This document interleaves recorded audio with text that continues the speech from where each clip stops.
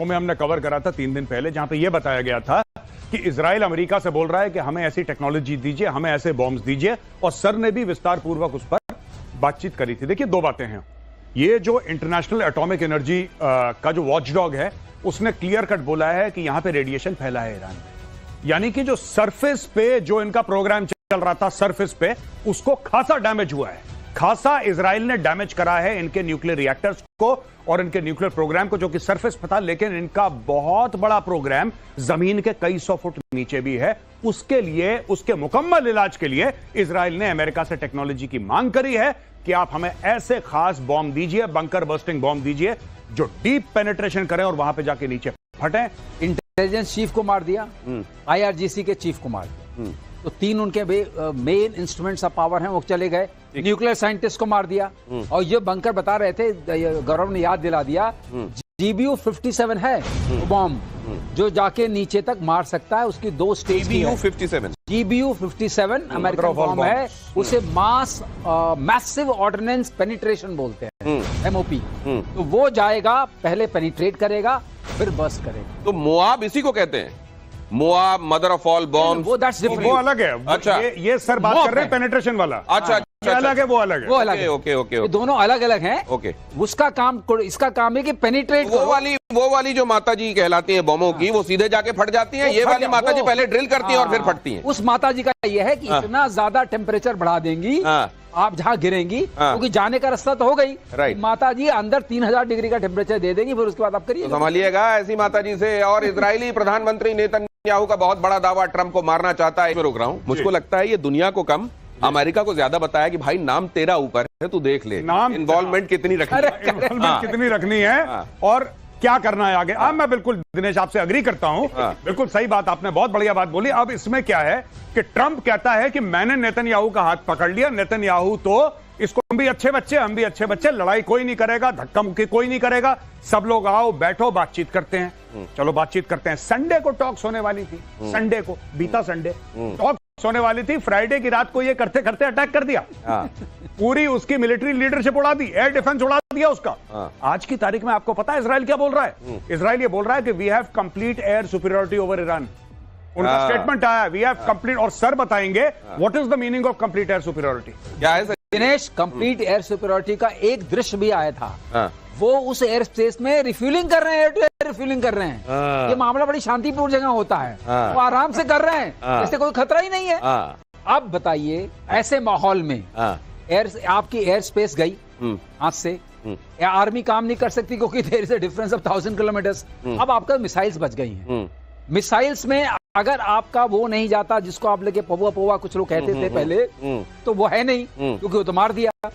अब ये जो बता रहे थे, उसमें मुझे एक चीज और याद आई, जो गौरव ने बताया कि ऊपर उन्होंने पूरा साफ कर दिया, ऊपर सारा उनको नागरिक है वहां के, ईरान के, उनको एड्रेस करा है कि देखिए हम दयावान लोग हैं, हम दयावान है, बड़े दिल वाले हैं, हम आपको पहले बता रहे हैं कि आप निकल लो, मलबा बनने वाला है तेहरान, ठीक है, तो आप लोग पहले निकल लो। और फिर अपनी तारीफ करते हुए इजराइल ये कहता है कि देखो ऐसा कहां होता है दुनिया में जो 3 दिन पहले कोई बता दे कि मलबा होने वाला है। पहले से बताकर आपको निकलने का टाइम देकर, अगर आप उसमें देखेंगे, वो विजुअल्स इस समय बड़े राउंड कर रहे हैं जी, तो एक तरफ डिवाइडर के इस तरफ लाइनें लगी हुई हैं, उधर से आने वाली 1-2 कारें हैं जो तेहरान के अंदर एंट्री ले रही हैं। अगली खबर देखिए, खमेनाई पर अटैक करना इजराइल के लिए मुश्किल, लाबीजान के बंकर में है भाई साहब जी। नहीं, इजराइल इसको देखिए, मैं आपको बात बताता हूं, बड़ी बढ़िया बात करी है इजरायलीज ने इस बारे में। लगातार नेतन्याहू संपर्क में है जो वहां के लोकल लोग हैं, और लोकल लोगों से यह कह रहा है, उसको पता है कि लोग पहले विद्रोह कर चुके हैं कई बार खमेनी के खिलाफ, खासतौर से उस हिजाब के केस में लोग आ गए थे, 100-200 लोगों को गायब कर दिया था, जान से मार दिया था। अब नेतन्याहू कह रहा है कि देखो, मैं आपको, आपकी इज्जत करता हूं, मैं आपसे प्यार करता हूं, और इस लड़ाई में आपका कोई लेना देना नहीं है, मैं ये भी जानता हूं, इसलिए जो एक्चुअल में वहां पे असुर शक्तियां हैं, हम उनको टारगेट कर रहे हैं, हम आपको टारगेट नहीं कर रहे। पहली चीज। दूसरी बात है कि मैं ये चाहता हूं कि आप अपने अधिकार के लिए आज खड़े हो जाएं और आप विद्रोह कर दें खमेनी के खिलाफ। तो ये भी एक बात चल रही है कि विद्रोह कर दो, इसको निकालो, इसको ये किसी बंकर में छुपाओ। एक बार लोग गुस्सा हो गए ना, एक बार मोसाद के पास ऐसे कई 100 सिनेरियो रहते हैं एट अ टाइम। ज्यादातर इंटेलिजेंस एजेंसीज करती है, मोसाद खास तौर पे इसके लिए मशहूर है कि 1000 से अगर ऐसा हुआ तो हम ये 5 चीजें करेंगे और अगर वैसा हुआ तो हम ये 10 चीजें करेंगे। उसके ऊपर पैसा भी लगाते हैं, समय भी लगाते हैं, मैन पावर भी लगाते हैं, प्लानिंग भी लगाते हैं, और अगर वो सिनेरियो फिट हो गया तो बस उसको स्लॉट में डाला और आगे बढ़ा दिया। यही काम अब कर रहा है Mossad. They have planned this. ये जो बीच में बात हुई थी कि उनके एयर डिफेंसेस उड़ा देंगे, जो उन्होंने राइजिंग लाइन के समय करा था, वो 1.5 साल से प्रिपेयर कर रहे थे भाई लोग, 1.5 साल से।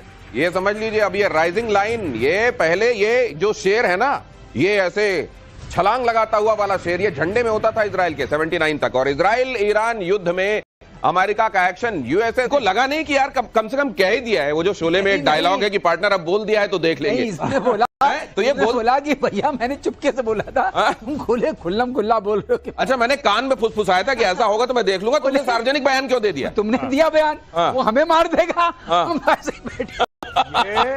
मैं एक बात बताऊं, ये ईरानी जो है ना, ईरानी ये लोग मुझे लगता है बड़े मासूम है। ये लाहौरियों के चूरन के चक्कर में फंस गए।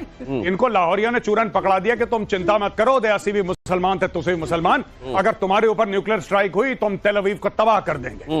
ये बोला इन्होंने। उसके बाद ये खुश हो गए कि भाई देखो न्यूक्लियर पावर हमारे साथ खड़ा हुआ है। जैसे ही इसने अपना बयान सार्वजनिक करा, पाकिस्तान ने वही पुराना बयान अपना दिया। मैं तो मजाक कर दिया। मतलब ये कि असल में पाकिस्तान की तरफ से कही हुई बातों को ईरान ने कुछ ज्यादा गंभीरता से ले लिया, और उस गंभीरता पर अमल करते हुए जब सार्वजनिक उसने बातें की तो पीछे से आवाज आई, अरे ये तो ऐसे ही कहा था मजाक में। अगली खबर देखिए, ईरान पर इजराइल की एक और चोट, कुद्स फोर्स कमांड सेंटर पर अटैक। आईआर का गया, ये कुद्स फोर्स का गया, ये इनका एयर डिफेंस वाला मामला गया, ये इनके आर्मी का गया, ये एयरफोर्स वाला गया। ये एक एक करके मार रहे हैं और एक एक करके टिक लगा रहे हैं उसके आगे कि ये भी निपट गया, ये भी निपट गया। पूरी की पूरी टॉप मिलिट्री और इंटेलिजेंस लीडरशिप भाइयों ने साफ कर दी है। अब देखिए दूसरा बंदा आएगा, उसको टाइम लगेगा सीखने में, उसको टाइम लगेगा एडजस्ट करने में, और ये उसको भी निपटाएंगे। आपने नहीं देखा था हमास में यही करा था इन्होंने तरफ से कि सारे मुस्लिम देश हमारे साथ फला मुद्दे में साथ में आए। ये खुद क्यों नहीं निभा रहे हैं फिर ईरान के समय? ये देखिए, मैं आपको एक बात बता रहा हूं, जो अरब कंट्रीज हैं, जो अरब मुस्लिम देश हैं, वो बड़े ही रिस्पॉन्सिबल, ज़हीन और मैच्योर किस्म के हैं। ये पाकिस्तान है, ये बावला टाइप का, ठीक है। और दूसरी चीज, जो पाकिस्तान कहता है न्यूक्लियर पावर, भाई साहब 140 अरब के तुम्हारे लोन हैं। मैं पाकिस्तानियों से पूछना चाहता हूं, जो गोरा तुम्हें बड़े बड़े चेक काट के देता है, आज 5 अरब ले लो, कल 10 अरब ले लो, उसके एवज। और दूसरी बात, मिडिल ईस्ट में 8 देशों में यूएस की बेसेस हैं, बहरीन में तो 5th फ्लीट है। ये क्या करेंगे? ये ऐसे कुछ नहीं, कोई ब्रदरहुड वगैरह। ये तो आप ये कह रहे हैं कि इन्होंने कह दिया होगा, ईरान को कह दिया होगा, तुम चिंता मत करो, ऐसी स्थिति आई तो मैं तैयार हूं, मेरे पास न्यूक्लियर भी है। और जब तक ये बात उन्होंने, वो हाइपरसोनिक मिसाइल, अच्छा, कार्बन कंपोजिट से बनी है, उसका आरसीएस बहुत थोड़ा है। कार्बन कंपोजिट से मतलब जो आपके जैसे जहाज बनते हैं। अच्छा, ओके, अच्छा, जो हल्के होते हैं और बहुत मजबूत होते हैं। अच्छा, वो रडार में उसका इतना रिफ्लेक्शन नहीं आता है। अच्छा। और दूसरी बात यह है, MARV है, आपने MIRV एक बार आपने बात की थी। ये मैन्यूवरल री एंट्री व्हीकल्स है। ओके। तो ये कार्बन लाइन से, मतलब वायुमंडल से बाहर जाती हैं 100 किलोमीटर से ऊपर, वहां से जाके नीचे आती हैं, लेकिन बैलिस्टिक रूट पे नहीं आती हैं, मैनोवर करके आती हैं, इसलिए इनको पकड़ना बड़ा मुश्किल है। तो जो इनके पास, जैसे आपने बताया, आयरन डोम बहुत प्रचलित है, वो रॉकेट ये जो मनूवर जिसको कर सकते हैं वो तो क्रूज होता है। थोड़ी इज्जत रखवा रहा है मेरी। पाकिस्तान के पास हाइपरसोनिक वेपन्स नहीं थे। हाइपरसोनिक वेपन्स सिर्फ 3-4 देशों के पास है, रशिया के पास है, ये इवन अमेरिका के पास जो अभी है वो पूरे टेस्टेड नहीं है। अच्छा। और हिंदुस्तान के पास है। ओके, बता दें आपको। अच्छा। ऐसा नहीं कि हम पीछे, हमारे पास है। तो ये वाली जो मिसाइल है इनकी, क्या इसका तोड़ इजराइल को नहीं दिख रहा है? वही मैं बता रहा था आपको, है तोड़। लेकिन कभी कभी ऐसा होता है, कितना भी आप वैसा चक्र बना लें, सुदर्शन चक्र, 1-2 उसमें से निकल जाते हैं। अच्छा। और 2 ये लीकेज ही है जो हो रहा है, ये लीकेज है। तो ये देखिए, ये कई सारा इजराइल का multi layer air defence system आप यहाँ पर देख रहे हैं, हमारी टीम ने तैयार किया है।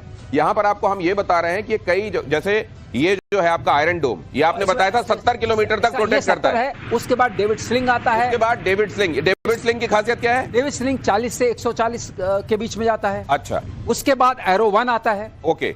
उसके बाद एरो 2 आता है। अच्छा, ठीक है। डेविड स्लिंग, एरो 1, एरो 2, और ये थर्ड कहाँ लगा हुआ है? थर्ड उसी का पार्ट है, उसी बीच में। अच्छा। थर्ड एक मिसाइल सिस्टम है जो उसी के बीच का पार्ट है।